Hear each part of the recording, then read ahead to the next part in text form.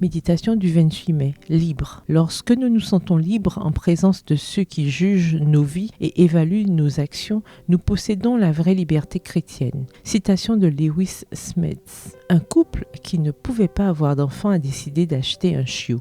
Le chiot est devenu un magnifique berger allemand et il l'aimait comme un fils. Le chien était fidèle en tout. Il les a même sauvés le jour où des cambrioleurs s'étaient introduits chez eux. Après 7 ans de vie commune avec l'animal, le couple a eu un enfant et son attention a été détournée vers le bébé. Le chien a commencé à montrer des signes de jalousie. Un jour, après avoir laissé le bébé endormi dans son berceau, l'homme et la femme se sont préparés à dîner lorsqu'ils ont soudain aperçu le chien dans le couloir, la gueule pleine de sang. Le propriétaire, pensant immédiatement au pire, a saisi une arme et a abattu l'animal. Il s'est ensuite précipité dans la chambre du bébé, où il a trouvé un énorme serpent égorgé. En pleurs, il s'est exclamé « J'ai tué mon fidèle chien !» Histoire tirée du livre El Pollo, le poulet, aux pages 48 et 49, écrit par Indri Dumont. Combien de fois nous jugeons mal, combien de fois nous tirons les pires conclusions à propos des autres et nous laissons des victimes en chemin en termes de réputation perdue, de relations brisées, de cœurs profondément blessés, voire d'atteinte à l'intégrité physique d'une autre personne. Ces jugements de valeur que nous portons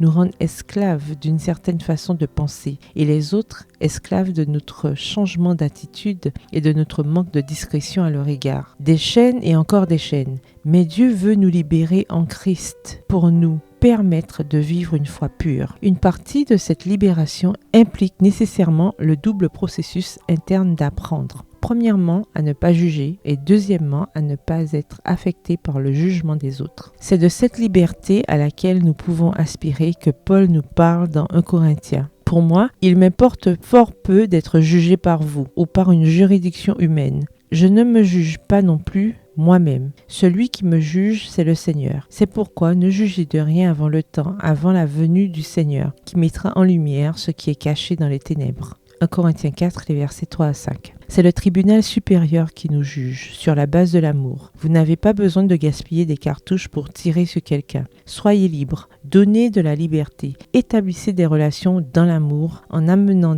les gens aux pieds de Jésus et non aux pieds de vos jugements personnels. Le verset du jour se trouve dans 1 Corinthiens 4, le verset 3. Pour ma part, peu importe que je sois jugé par vous ou par un tribunal humain, je ne me juge pas non plus moi-même. Bonne journée, que l'Éternel vous bénisse.